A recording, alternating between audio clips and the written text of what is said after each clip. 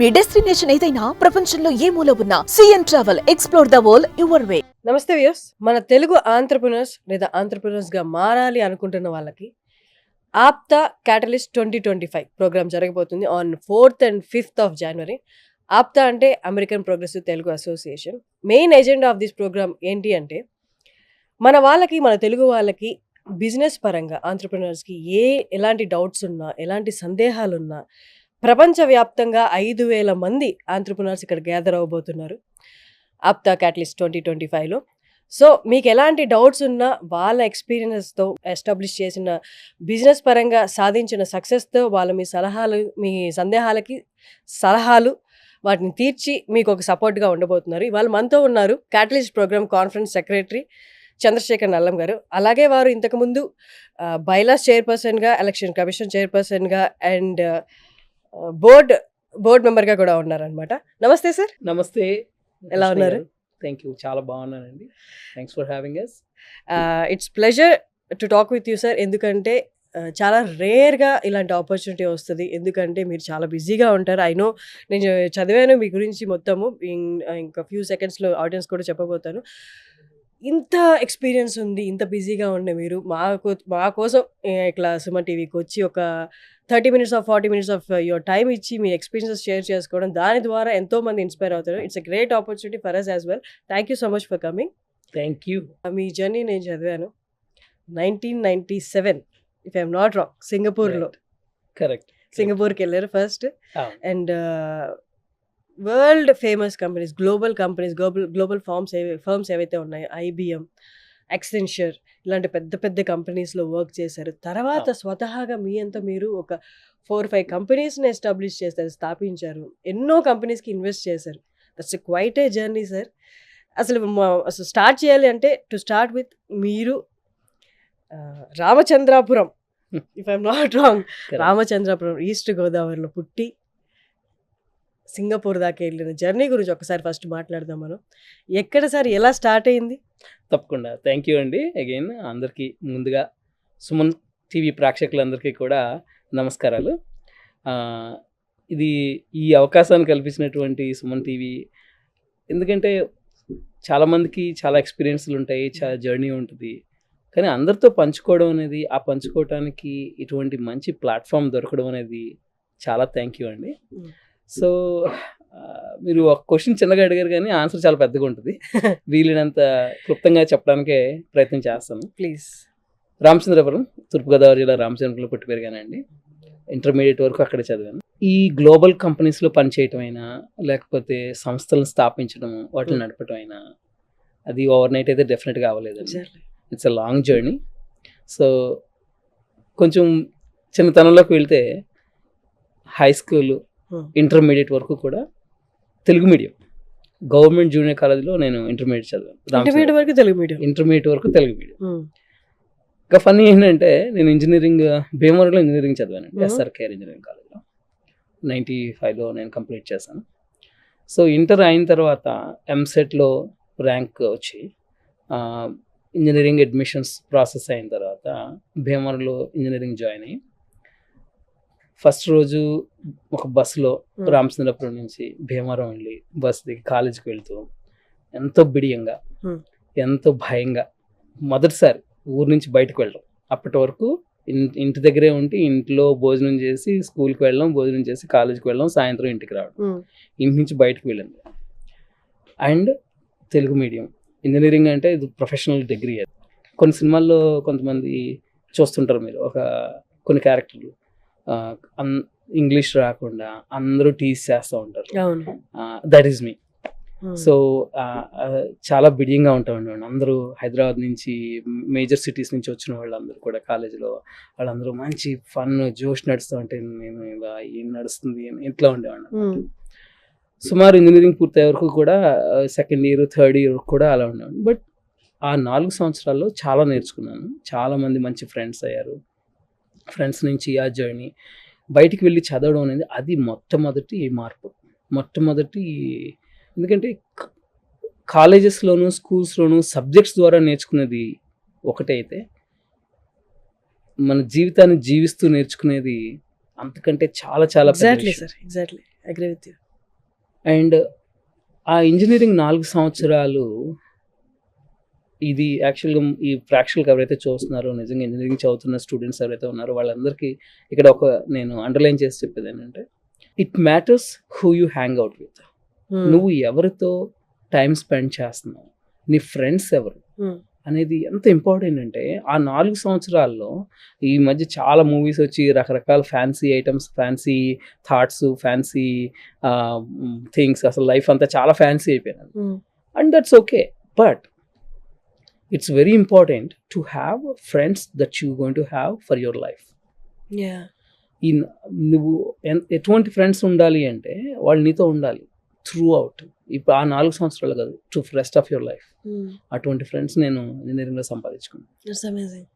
ఇప్పటికీ కూడా నేను చేస్తున్న చాలా బిజినెస్లో ఇంజనీరింగ్లో పరిచయం అయినటువంటి ఫ్రెండ్స్ తోటి ఇప్పటికీ ఎవ్రీడే మేము మాట్లాడుకుంటూ ఉంటాం ఆఫ్టర్ 30 years.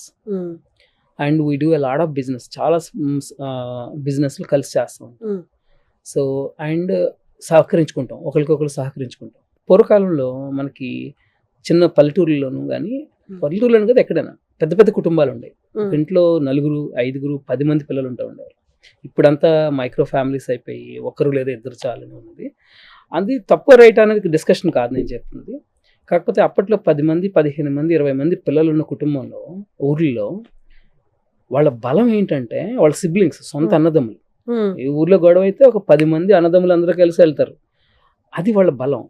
ఇటువంటి బలం ఈ రోజుల్లో మనకి సొంత సిబ్లింగ్స్ ఉండరు, ఒకరే కజిన్స్ ఉంటారు మ్యాక్సిమం ఎంతైనా కూడా. సో అక్కడ దానిని ఏది సబ్స్టిట్యూట్ చేయగలుగుతుంది అంటే ఈ ఫ్రెండ్స్.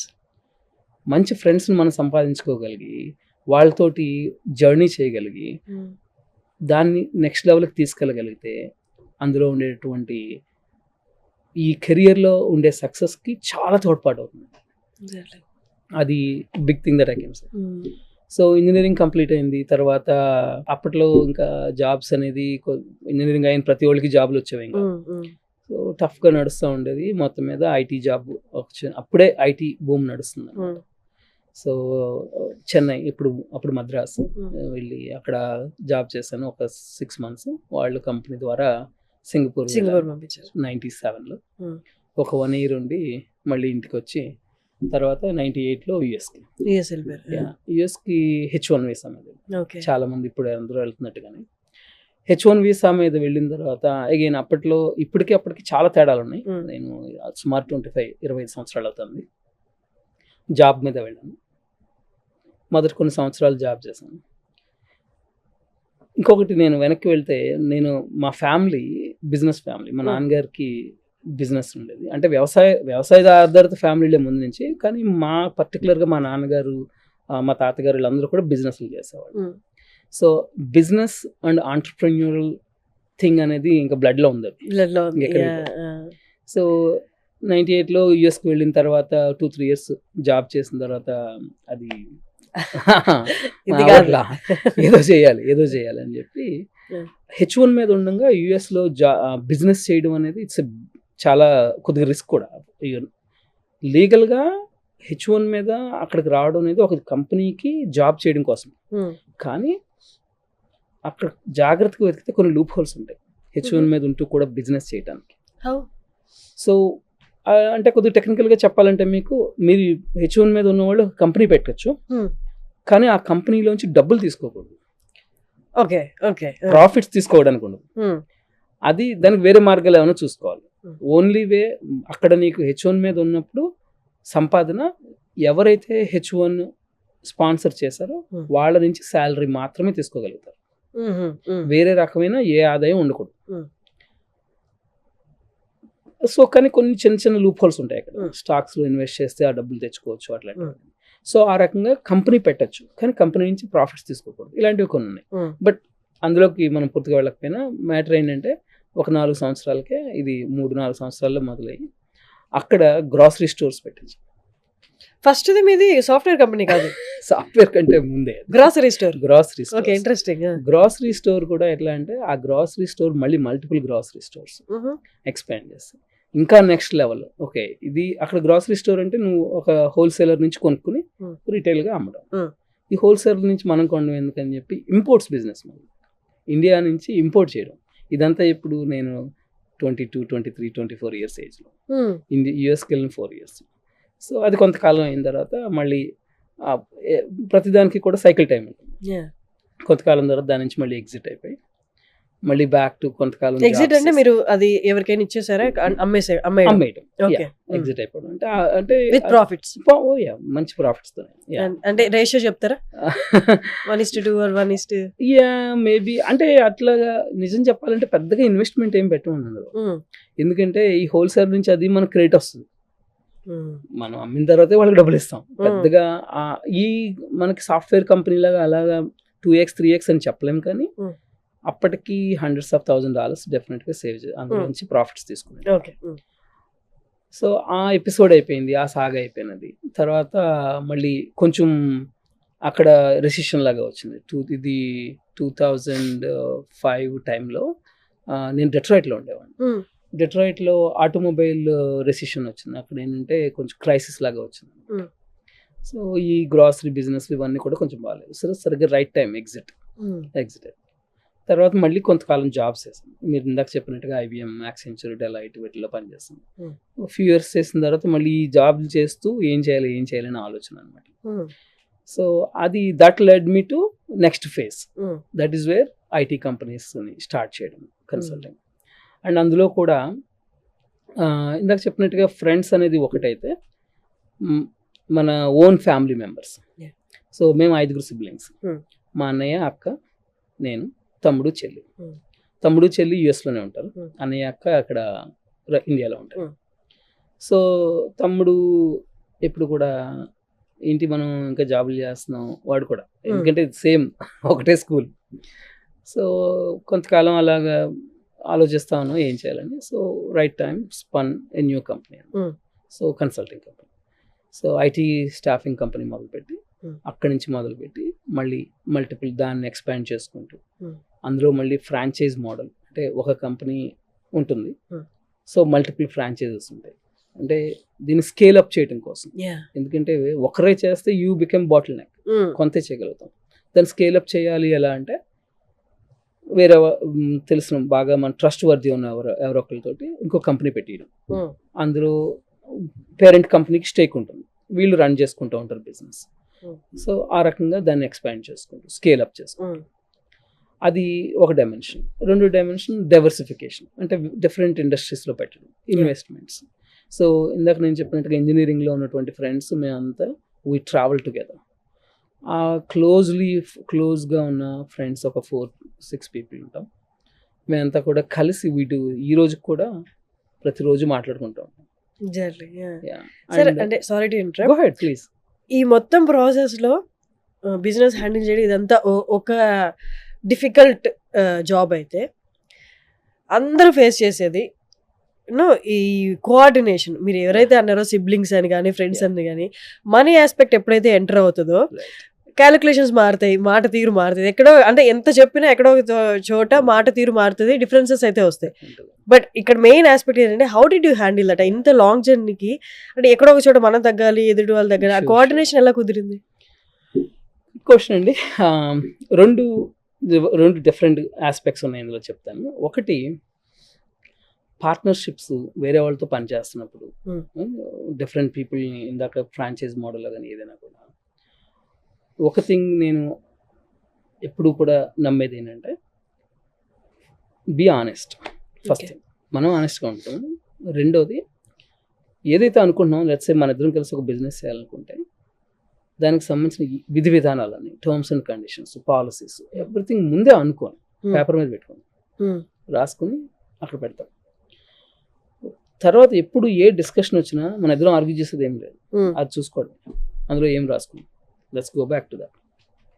ఇంక పెద్దగా ఏం ప్రాబ్లమ్స్ ఉండవు. ఎందుకంటే మనకి ఎక్స్పీరియన్స్తో వచ్చిన తర్వాత ఎటువంటి ప్రాబ్లమ్స్ రావచ్చు అని కొద్దిగా ఆలోచించుకుంటే అవన్నీ ముందే ఆలోచించుకొని ఇది వస్తే ఇలా చేయాలి, ఇది వస్తే ఇలా చేయాలి, అదంతా కూడా ముందే టర్మ్స్ అండ్ కండిషన్స్ వెరీ క్లియర్గా రాసుకొని పెట్టుకోవటం వల్ల ఇంక ఇష్యూస్ వచ్చేదే ఉంది. ఈ ఇమోషనల్ ఆస్పెక్ట్స్ అలాంటివి ఏ మధ్యలో రావా సార్ అక్కడ? ఫర్ ఎగ్జాంపుల్ మీరు మీ బ్రదర్ కూడా ఉన్నారు అన్నారు. సో అది నేను దాని ఆన్సర్ ఇందాక 2 aspects Yeah, yeah. 2 aspect. Yeah. అదేంటంటే మా ఫాదర్ నుంచి వచ్చిన ట్రైట్, ఒక గుణం ఏంటంటే ఇచ్చేవాడు చేయి పైన ఉంటుంది. ఎప్పుడైనా కూడా టేబుల్ మీద కొంత ఉన్నప్పుడు నీది నువ్వు తీసుకో, Hmm. పక్కవాడు తీసుకో. Don't eat others lunch. అది మనది కానప్పుడు మనది కాదు అది. అలాగే ఇవ్వాల్సి వచ్చినప్పుడు ఇద్దాం. Yeah. ఇచ్చేవాడు చేయి పైన ఉంటుంది ఎప్పుడు కూడా. సో ఎవరైనా మనకి ఇస్తే తీసుకోవచ్చు, తప్పలేదు. కానీ నేను ఇవ్వడం, ఆ మైండ్ సెట్ ఉంటుంది చూడండి. Okay, give. ఒక కోట్ నాకు బాగా నచ్చింది ఏంటంటే, to win is not to gain, is to give. అంటే ఏంటంటే, ఒక గెలుపు వచ్చింది అనుకోండి, ఏదైనా ఒక విషయంలో మనం గెలిచాం అనుకోండి, గెలిస్తే దాన్ని మనం తీసుకోవడానికి కాదు, గెలిచేది మనం ఇవ్వటానికి. When you start thinking about giving, అంటే ఇవ్వాలి, ఇవ్వటము, ఏమవుతుంది ఫిలసాఫికల్గా ఆలోచిస్తే, మనం తీసుకున్నాం అనే దానికంటే ఎంత ఇచ్చామనే దాంట్లోనే మన క్యారెక్టర్ ఉంటుంది. సో అది ఉన్నప్పుడు నాకు మా తమ్ముడికి చాలా చక్కగా నడిచిపోతుంటాం. ఎందుకంటే ఇద్దరం అదే టైప్లో ఉంటాం. ఓకే, ఫైన్, చాలా ఈజీ అదనమాట. చాలా మంది అనుకుంటుంటారు బ్రదర్స్ కొద్దిగా పీపుల్ ఎన్వే కూడా ఉంటుంది. అంటే యూజువల్ అంతే కదా సార్, ఎక్కడైతే మనీ ఆస్పెక్ట్ ఇన్వాల్వ్ అయితే అక్కడ ఖచ్చితంగా డిఫరెన్సెస్ కామన్ కదా. మా అక్కలు, చెల్లెళ్ళు, అన్నయ్య అందరూ కూడా ఒక ఆస్పెక్ట్ ఏంటంటే ఇవ్వడమే. ఒకళ్ళ ఇంటికి ఒకళ్ళు వెళ్ళారనుకో, అసలు ఎక్సెసివ్గా ఇది ఇచ్చుకుంటాం. సరే, ఇవ్వడంలో ఉండే ఆనందం ఎంత బాగుంటుంది అంటే ఇచ్చినప్పుడు. అలాగే వాళ్ళు కూడా ఒకవైపు ఇది వన్ సైడ్ ఉండవు అందరూ కూడా. అది ఒక kind of okay, giving is more better than taking అనే ఒక ఫిలసాఫికల్. అది మన ఏ రకమైన ఎమోషన్ అయినా కూడా నాకు రావాల్సింది నాకు రావట్లేదు అని పెట్టుకున్నాం అనుకోండి, అది అలా క్యారీ అవుతూనే ఉంటుంది మైండ్. అది వదిలేసి నేను ఇచ్చాను అనే ఎమోషన్ ఎంత బాగుంటుంది. సార్ ఇంకొకటి, మీరు ఇన్ని కంపెనీస్ పెట్టారు అంటే కొన్ని కంపెనీస్ క్విట్ చేసి ఇంకొకటి స్టార్ట్ చేసి ఉంటారు. అంటే ఇప్పుడు అందరికంటే ముందు మనం దాన్ని గ్రహించాలి వెన్ టు క్విట్ అనేది. రైట్. ఎప్పుడు అంటే ఇప్పుడు అంతా బాగా నడుస్తుంది, ఏ టైంలో దీనికి మార్కెట్ వాల్యూ తగ్గబోతుందో అది ముందుగానే, అది రాకముందే ఆలోచించి క్విట్ అవ్వడం అనేది చాలా స్మార్ట్ స్టెప్. బట్ అది ఎలా క్యాలిక్యులేట్ చేస్తారు మీరు? బిజినెస్ చేసడానికి ఎంత నాలెడ్జ్ ఉందో ఎగ్జిట్ కూడా అంత ఎక్కువ, ఇంకా ఎక్కువ నాలెడ్జ్ ఉంది. ఎప్పుడు బయటికి పడాలి, ఎప్పుడు బయటికి రావాలనేది. అది ఏంటంటే ఇక స్టడీ చేస్తూ ఉండము. ఇప్పుడు ఉన్న సిచ్యువేషన్ ఏంటి, మార్కెట్ ట్రెండ్స్ ఏమున్నాయి, ఎమర్జింగ్ ట్రెండ్స్ ఏమున్నాయి, ఈ విధానం ఒక 10 years, ఒక 2 years తర్వాత, 5 years తర్వాత, 10 years తర్వాత ఉంటుందా ఉండదా, ఇవన్నీ కూడా. సో బీయింగ్ రిలవెంట్ అంటారు. అంటే ప్రస్తుతానికి ఈ ప్రస్తుతంలో ఏం జరుగుతుంది దాన్ని అబ్జర్వ్ చేసుకుంటూ వెళ్ళాలి. చాలా ఫోకస్డ్గా, చాలా విజిలెంట్గా. నోకియా కంపెనీ స్టోరీ వినే ఉంటారు. అతను ఏమంటాడంటే, నోకియా కంపెనీ బిజినెస్ వాళ్ళు మొత్తం అవుట్ ఆఫ్ బిజినెస్ అయిపోయారు.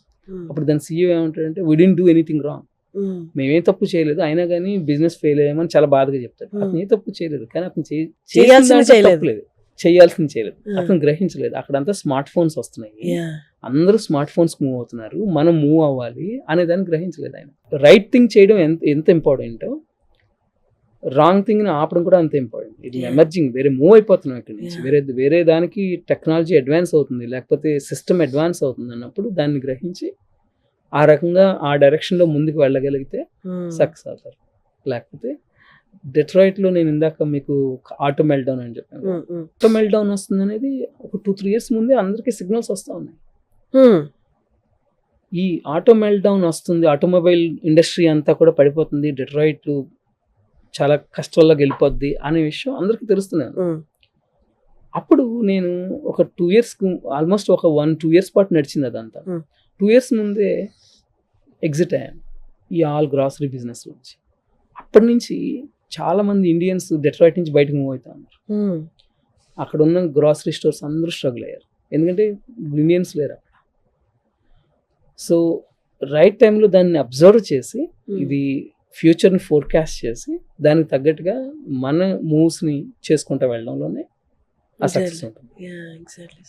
సార్ ఇండియా లాంటి కంట్రీలో, మోస్ట్ పాపులేటెడ్ కంట్రీ, కొన్ని బిజినెస్లు బయట దేశాల్లో వర్కౌట్ అయింది, ఇక్కడ వర్కౌట్ అవుతుంది ఇక్కడ. కానీ బయట కంట్రీస్ ఎలా చూస్తాయంటే ఇండియాలో ఏదైనా ప్రోడక్ట్ సక్సెస్ అయింది అది వరల్డ్ వైడ్ సక్సెస్ అవుతుంది అంటారు. How do you see this? అంటే ఈ బోత్ని ఎలా చూస్తారు మీరు? అంటే కల్చరల్ డిఫరెన్స్ అండి, చాలా కల్చరల్ డిఫరెన్స్ ఉంటుంది కదా. ఇండియా కూడా వెస్టర్నైజ్ అవుతుంది ఇప్పుడు లాస్ట్ ఫ్యూ ఇయర్స్ నుంచి, especially post Covid mind set of spending. అంటే ఇదివరకు అంతా సేవింగ్స్, అంత డబ్బులు సేవ్ చేసుకోవాలనేది. ఇప్పుడు యంగ్ జనరేషన్, మిడిల్ క్లాస్ అంతా కూడా స్పెండ్ చేస్తున్నారు. సో కొంతవరకు వెస్టర్నైజేషన్ అవుతా ఉంది. బట్ స్టిల్ కోర్ మన లోపల ఉన్నదంతా ఇండియన్ మెంటాలిటీ కదా. సో ఆ మైండ్ సెట్, ఆ సెంటిమెంట్స్, అది ఇట్స్ నాట్ సేమ్ వెస్టర్న్ కంట్రీస్లో, రైట్? సో ఒక 100 రూపాయలు సంపాదిస్తే జనవరి 1వ తారీఖు జీతం 100 రూపాయలు వస్తే 31కి మొత్తం అయిపోవాలి. ఎందుకంటే వాళ్ళకి అమెరికాలో మళ్ళీ మర్నాటికి నేను బతుకుంటాను లేదో తెలియదు, ఏం చేసుకుంటున్నా, డబ్బులు సేవ్ చేసుకుని అనుకుంటాడు. That's a mind set. మన మైండ్ సెట్ ఏంటి? మనం డబ్బులు సేవ్ చేయాలి, మన పిల్లలకి ఇవ్వాలి, వాళ్ళకి మరీ తరతరాలకు కాకపోయినా కనీసం అబ్బాయికి స్కూల్కి పంపాలి, అమ్మాయికి పెళ్లి చేయాలి, ఈ మైండ్ సెట్ ఉంటుంది. సో ఒక ఎగ్జాంపుల్ చెప్తున్నాను. సో ఇటువంటి మైండ్ సెట్ నోటి డెఫినెట్గా కొన్ని బిజినెస్ మోడల్స్ ఇక్కడే ఉంటాయి. ఇప్పుడు గోల్డ్ ఆర్నమెంట్స్ ఉన్నాయండి, గోల్డ్ రకరకాల జ్యువెలరీ స్టోర్లు పెట్టుకొని జ్యువెలరీ పెట్టుకోవడం అనేది మన కల్చర్. మీరు అమెరికాలోను ఆస్ట్రేలియాలోను పెడితే వర్కౌట్ అవుతుంది. Only for Indians. అది మన కల్చర్, మన సెంటిమెంట్స్. అలానే నీకు యుఎస్లో వీధికి ఒక డైవోర్స్ లాయర్ ఉంటాడు. ఎందుకంటే వాళ్ళకి డైవోర్స్ అనేది పొద్దున్న లేస్తే పెళ్లి చేసుకున్న తర్వాత డైవోర్స్ ఎప్పుడు అవుద్దని వెయిట్ చేస్తాడు వాడు. ఇక్కడ మనకి అలా కాదు కదా, పెళ్లి చేసుకుంటే అంటే ఇక్కడ కొంచెం పెరుగుతున్నా కానీ divorce rates, but in general core values అలాగే ఉన్నాయి. పెళ్ళి అంటే ఫర్ లైఫ్ టైం. సో ఇక్కడ అంతమందికి వర్కౌట్ అవ్వకపోవచ్చు. సో గ్లోబలైజేషన్ అనేది కొంతవరకు అవుతున్నా కానండి, ఇప్పటికైనా కూడా మన వాల్యూస్, మన ఫ్యామిలీ, ఈ వివాహ వ్యవస్థ అనేది స్ట్రాంగ్, చాలా స్ట్రాంగ్. దాని నుంచి చాలా చాలా ప్రత్యేకతలు మన సొసైటీలో ఉన్నాయి. అంచేత చేయాలని అనుకోవడం కొన్నిసార్లు కొన్ని బిజినెస్ వర్కౌట్ అవుతాయి, కొన్ని అవ్వు. అది కూడా మనం గ్రహించుకోగలిగితే ఈ ఆంటర్ప్రెన్యూర్స్ దాన్ని వెళ్ళచ్చు. కానీ గ్లోబలైజేషన్ డెఫినెట్గా చాలా వరకు అన్ని చోట్ల వర్కౌట్ అవుతూ ఉంటాయి. సార్ మీరు చాలా సాఫ్ట్వేర్ కంపెనీస్ పెట్టారు, if I'm not 4-5 software companies. మీరు స్టార్ట్ చేసింది గ్రోసరీతో, తర్వాత మీరు అగ్రికల్చర్లో కూడా ఇన్వెస్ట్ చేశారు. అంటే వీటన్నిటిలో మీరు అబ్జర్వ్ చేస్తుంటారు, మీకు క్యాలిక్యులేషన్ ఉండి దాంతో స్టార్ట్ అయి ఉంటారు. ఎక్కడైనా మీ క్యాలిక్యులేషన్ అటు ఇటు అయిన కంపెనీస్ ఉన్నాయా? ఓకే. సో అగైన్ మేము ఇన్వెస్ట్మెంట్స్ చేస్తాం ఎర్లీ స్టేజ్ కంపెనీస్లోను. అంటే ఒక బ్రైట్ ఐడియా వచ్చి ఎవరైనా వచ్చి ఇన్వెస్ట్ చేయమంటారు, అందులో ఇన్వెస్ట్ చేస్తూ ఉంటాం. ఇవన్నీ ఏంటంటే మీరు ఇఫ్ యూ థింక్ ఆఫ్ ఒక కొత్త కంపెనీ, ఒక ఐడియాతో, ఒక స్టార్టప్స్ అంటాం కదా, ఐడియా ఉంటుంది. ఈ ఐడియాని కొద్దిగా డెవలప్ చేసి ఒక ప్రోడక్ట్ కానీ ఒక సర్వీస్ కానీ తయారు చేస్తారు. దాన్ని తీసుకెళ్ళి నెక్స్ట్ ఎలా మార్కెట్లోకి తీసుకువెళ్ళాలి, తర్వాత దాన్ని స్కేలప్ ఎలా చేయాలి, తర్వాత నెక్స్ట్ లెవెల్కి వెళ్ళాలి. ఇది జర్నీ. ఇప్పుడు ఐడియా ఉన్న చోట ఐడియేషన్ స్టేజ్ అంటారు. ఈ ఐడియేషన్ స్టేజ్లో వాళ్ళు ఎవరో ఒక యంగ్ గై మంచి ఐడియా ఉంది నా దగ్గర అంటాడు. సో ఈ ఐడియాని కంపెనీగా మార్చడానికి డబ్బులు కావాలి, ఏదో ప్రోడక్ట్ తయారు చేయాలి, సర్వీస్ చేయాలి. ఇన్వెస్టర్ల కోసం చూస్తారు. సో వీళ్ళు వచ్చి పిచ్ చేస్తారు, ఇలా నా ఐడియా ఇదండి అంటే నచ్చిన వాళ్ళు వచ్చి ఇన్వెస్ట్ చేస్తారు. ఈ ఇన్వెస్టర్స్ ఉంటారు, వీసీలు అంటారు, వెంచర్ క్యాపిటలిస్ట్, లేకపోతే ఏంజల్ ఇన్వెస్టర్స్ అంటారు. So we are not big VC, but we invest into early stage companies. ఈ కంపెనీస్ ఇన్ జనరల్ ఈ స్టార్టప్స్ లో 1% కూడా సక్సెస్ అవ్వవు. 99% of the startups they fail in somewhere in this journey. ఇందాక నేను చెప్పినటువంటి ఐడియేషన్ స్టేజ్ నుంచి all the way to successful అయ్యేవి 1% కూడా ఉండవు.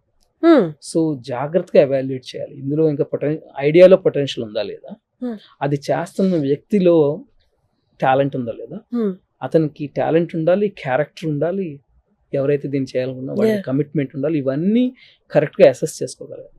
సో అవన్నీ అసెస్ చేసామని అనుకుని ఇన్వెస్ట్ చేస్తాం అందులో. కొన్నిసార్లు మన అసెస్మెంట్ రాంగ్ అవ్వచ్చు, ఎంత క్యాలిక్యులేటెడ్గా ఉన్నా. సో డెఫినెట్గా ఒక 10 ఇట్లో ఇన్వెస్ట్ చేస్తే 6, 7, 8 పోవచ్చు. అబ్బో, 70 to 80% పోతాయి ఈజీగా.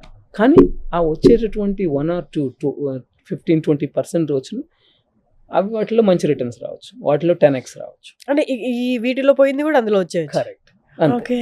సో అలా మిలియన్స్ ఆఫ్ డాలర్స్ పోయిన ఇన్వెస్ట్మెంట్స్ కూడా ఉన్నాయి. బట్ ఈ బిగ్ పిక్చర్ చూస్తే అన్నిటినీ కలిపి యావరేజ్ అగ్రిగేట్ చేసుకుంటే we're fine. అంటే అక్కడ ఏంటంటే ఒక్క దాంట్లో పెట్టి ఇన్వెస్ట్మెంట్ వదిలేసాం అనుకోండి, అది హిట్ అవ్వచ్చు, ఫ్లాప్ అవ్వచ్చు. Average when you do it in like 10-20 అందులో ఒక 15-16 ఫెయిల్ అవ్వచ్చు, 4-5 హిట్ అవ్వచ్చు, సరిపోతుంది. ఏదైనా ఐడియా లెవెల్లో ఉన్న స్టార్ట్అప్ అసలు పొటెన్షియల్ లేదు, క్లిక్ అవుద్దో లేదో, అంటే టు మై నాలెడ్జ్ అంత బయట ఉండదేమో పొటెన్షియల్ అనుకున్నది, తర్వాత స్టేజెస్లో మీరు అబ్జర్వ్ చేసినప్పుడు బాగా క్లిక్ అయినవి ఉన్నాయి సార్? డెఫినెట్గా. ఏదైనా ఎగ్జాంపుల్ అలా చెప్తారా? స్పెసిఫిక్ ఎగ్జాంపుల్ చెప్పలేను, కానీ మేబీ ఒక ఇన్వెస్ట్మెంట్ ఆపర్చునిటీ ఏమొస్తుందంటే యుఎస్లో క్లౌడ్ లాకర్స్ అని వచ్చాయి కాన్సెప్ట్. అంటే ఏంటంటే ఇండియాలో ఇంకా వచ్చినట్లేదు. ఇప్పుడు షాప్ ఉంటుంది, వాల్మార్ట్ ఉంటుంది ఇక్కడ. మీరు ఆన్లైన్లో ఇంటి దగ్గర ఆర్డర్ చేసుకొని వాళ్ళు ఇంటికి డెలివరీ చేసేది ఒక ఐడియా. లేదు, మనం వెళ్ళి పికప్ చేసుకోవచ్చు. పికప్ చేసుకునేటప్పుడు ఇది ఇప్పుడు కర్బ్ సైడ్ పికప్ అంటున్నారు. అంటే కారు డ్రైవ్ చేసుకుంటూ వెళ్తాం, వాడు వచ్చి ఇచ్చేస్తాడు, మనం వెళ్ళిపోతాం తీసుకుంటాం. అది కర్బ్ సైడ్. రెండో వే ఆఫ్ పికప్ ఏంటంటే వాడు షాప్ బయట అంటే ఫ్రంట్ వరండా లాంటి చోట లాకర్స్ లాగా పెడతారు. ఈ లాకర్స్ కి ఒక డిజిటల్ నెంబర్ ఎంటర్ చేయాలి. ఎంటర్ చేస్తే ఆ ఒక లాకర్ ఓపెన్ అవుతుంది. సో వీళ్ళు యాప్లో ఏం చేస్తారంటే, వాల్మార్ట్ యాప్ ఉంటుంది, ఏదో ఒక 2-3 ఐటమ్స్ కొనుక్కొని అక్కడ పంచ్ అవుట్ చేస్తాము. ఆప్షన్ ఏం పెడతామంటే నేను వచ్చి పికప్ చేసుకుంటాను పెడతాం. పెట్టినప్పుడు అంత పేమెంట్ అంతా అయిపోయిన తర్వాత మనం వాల్మార్ట్కి వెళ్ళినప్పుడు మనకు వాడు చేస్తాడు అక్కడ, okay go to locker number 32, అక్కడికి వెళ్ళి ఎంటర్ ద కోడ్ 7234 అసలు కొడితే అది ఓపెన్ అవుతుంది. అందులో మన ఐటమ్స్ ఉంటాయి, అవి తీసుకుని వెళ్ళిపోతాం. సో ఈ లాకర్స్ బిజినెస్ ఒక అతను వచ్చాడు. ఇది ఏంటంటే ఈ అన్ని షాప్స్ లను కూడా లాకర్స్ పెట్టి ఇన్స్టాల్ చేయాలి, ఈ డిజిటల్ లాకర్స్, క్లౌడ్ లాకర్స్ అంటారు. అందులో ఇన్వెస్ట్ చేయమంటే అప్పుడు దాన్ని అసెస్ చేసినప్పుడు ఇది ఎప్పుడు ఫ్యూ ఇయర్స్ బ్యాక్, అప్పటికి ఈ మోడల్, ఈ బిజినెస్ మోడల్ ఇంకా ఎవాల్వ్ కాలేదు, అవుతుందా లేదా అని. కానీ ఇవాళ చూస్తే ఎవ్రీ షాప్లోనే అంటే నేను అంత వెళ్ళి చూడలేదు నిజంగా ఎంత పెద్దదైందా కంపెనీ అని. డెఫినెట్గా they made a huge successful idea. అది వి మిస్ దట్ ఆపర్చునిటీ డెఫినెట్గా. సార్ ఇప్పుడు ఇండియా లాంటి కంట్రీలో రీటైల్ షాప్స్ అన్ని క్లోజ్ అయిపోతున్నాయి, అన్ని మాల్స్లోకి. ఆ మాల్స్ కూడా అప్పట్లో మనం చూస్తే ఒక 2-3 years బ్యాక్ వరకు కూడా, బిఫోర్ కరోనా వరకు కూడా 2 kilometers 3 kilometers ఒక మాల్ ఉండేది. ఇప్పుడు మనకి జస్ట్ 1 kilometerలో పెద్ద పెద్ద మాల్స్ వచ్చేస్తున్నాయి. వేర్ డు యు సీ, అంటే ఇది మొత్తం ఇట్లా కంటిన్యూ అవుతూ పోతూ ఉంటే ఇంకా రీటైల్ షాప్స్ అనే బిజినెస్ టోటలీ క్లోజ్ అయిపోద్దా ఇండియాలో? సో అది ఓన్లీ ఇండియాలోనే కాదు, యూఎస్లో కూడా ఉందండి, అక్రాస్ ద వరల్డ్ ఉంది. దీనికి ఇప్పుడు టెక్నాలజీ ఎవాల్వ్ అవుతుంది, ఎవ్రీథింగ్ ఈజ్ ఆన్లైన్ షాపింగ్, బట్టల నుంచి గ్రాసరీస్ నుంచి కార్లు కూడా ఈరోజు ఆన్లైన్, తెలుసు కదా. సో దీనివల్ల ఈజ్ ఆఫ్ పర్చేసింగ్ అనేది ఒకటి వస్తుంది. కానీ దాంట్లో ఉన్నటువంటి పెద్ద డౌన్ సైడ్ ఏంటంటే అన్ఎంప్లాయ్మెంట్. ఇప్పుడు బిజినెస్లు అక్కడ బ్రిక్ అండ్ మోటార్ బిజినెస్లు అంటారు వీటిని. అంటే ఏంటంటే ఒక బిల్డింగ్లో పెట్టి అమ్మడం అనేది. బ్రిక్ అండ్ మోటార్ బిజినెస్ తగ్గిపోయి ఆన్లైన్ బిజినెస్ పెరుగుతుంటే ఈ కామర్స్, దానివల్ల ఈ ట్రాఫిక్ తగ్గుతుంది, గ్యాసోలిన్స్ మన పెట్రోల్ యూసేజ్ తగ్గుతుంది, లేకపోతే క్రౌడ్ తగ్గుతుంది, కార్బన్ ఫుట్ ప్రింట్ తగ్గుతుంది. ఇవన్నీ ఆలోచిస్తాం, అవన్నీ positive side. But the negative side is unemployment. This going to be so much unemployment. So ఇది డబుల్ ఎడ్జెడ్ స్వర్డ్, ఇది రెండు వైపులా పదునున్న కత్తి. ఇది ఎలా ఎవాల్వ్ అవుతుంది అనేది చెప్పలేము, కానీ ఇదంతా కూడా అడాప్టేషన్. ఇంకా నెమ్మదిగా అలవాటు చేసుకుంటాము. ఎందుకంటే ఇప్పుడు గ్యాస్ సిలిండర్ లేకముందు కట్టెల పొయ్యిల మీద మంటలు ఉన్నారు, అంతా కష్టపడ్డారు. గ్యాస్ సిలిండర్ లాగానే ఈజీ అయింది. కానీ కట్టెల పొయ్యిలు లేవు, పొల్లులు అమ్మే షాపులు లేవు, ఆ బిజినెస్లు అన్నీ పోయినాయి.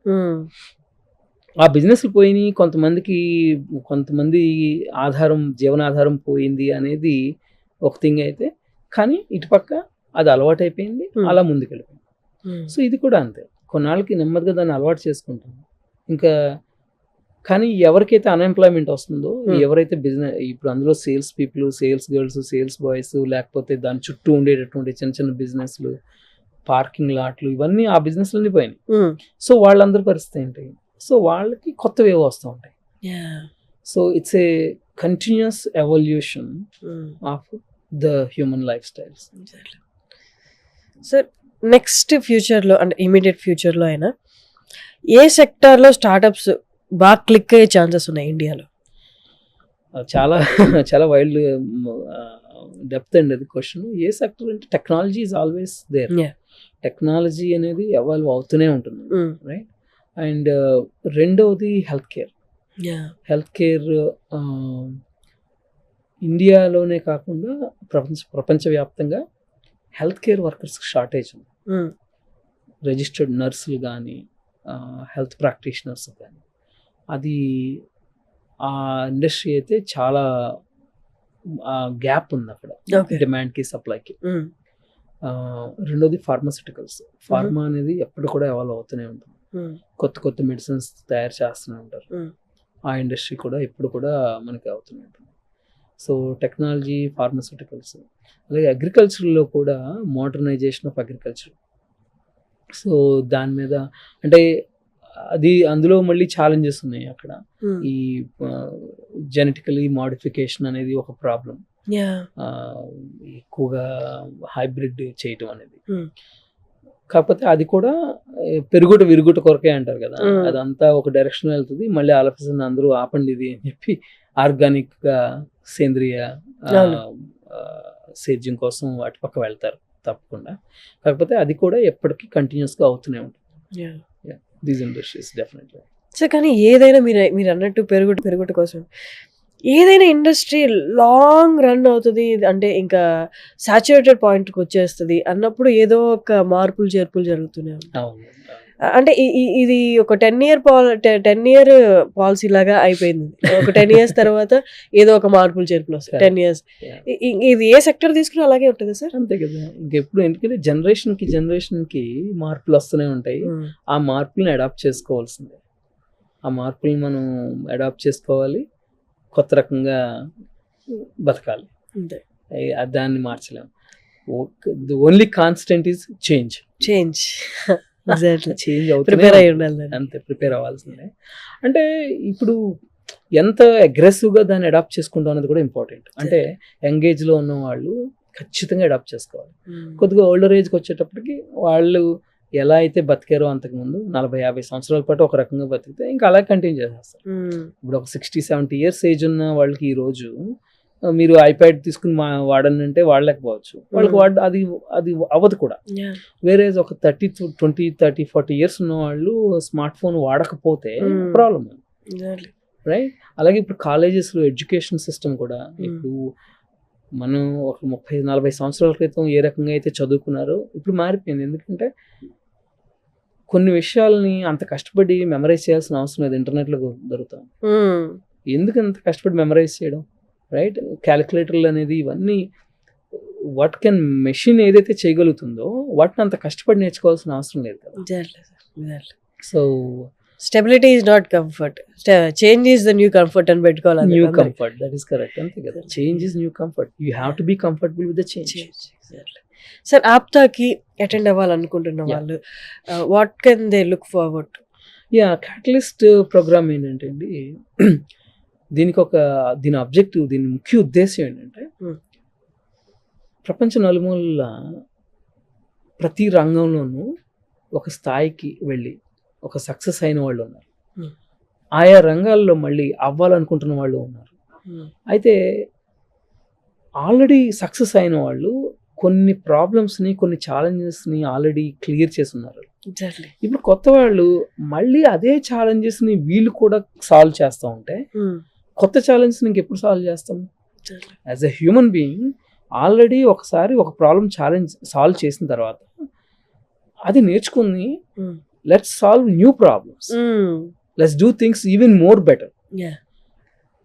ఏదో సినిమాలో డైలాగ్ ఉంటుంది, ఏంటి వాడు సినిమా గుర్తులేదు, తరుణ్ అనుకుంటా, ప్రకాష్ రాజ్కి తరుణ్కి కాన్వర్సేషన్.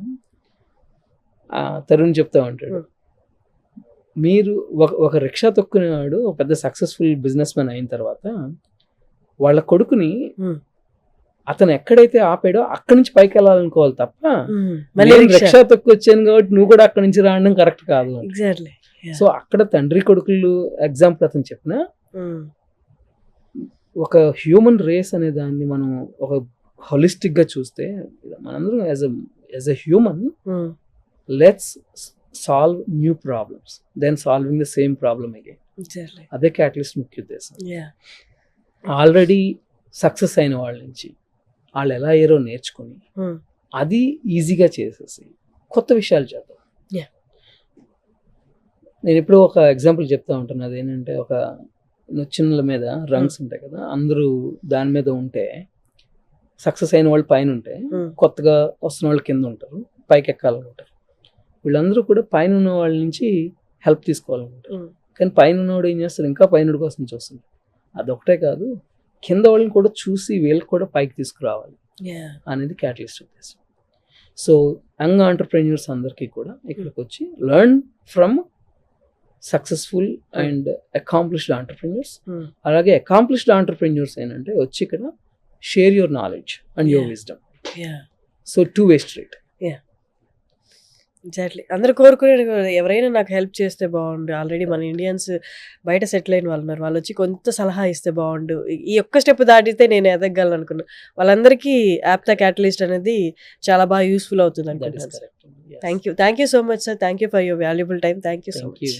సో వ్యూయర్స్ చూసారు కదా, మీరు కూడా యాప్తా క్యాటలిస్ట్ 2025కి రిజిస్టర్ అవ్వాలి అనుకుంటే కింద స్క్రోల్ అవుతున్న వెబ్సైట్కి వెళ్ళొచ్చు, లేదా ఇక్కడ కింద డిస్ప్లే చేసిన కాంటాక్ట్ నెంబర్స్ కాల్ చేస్తే మీరు వాళ్ళ డీటెయిల్స్ చెప్తారు, మీరు రిజిస్టర్ చేసుకోవచ్చు. Thank you.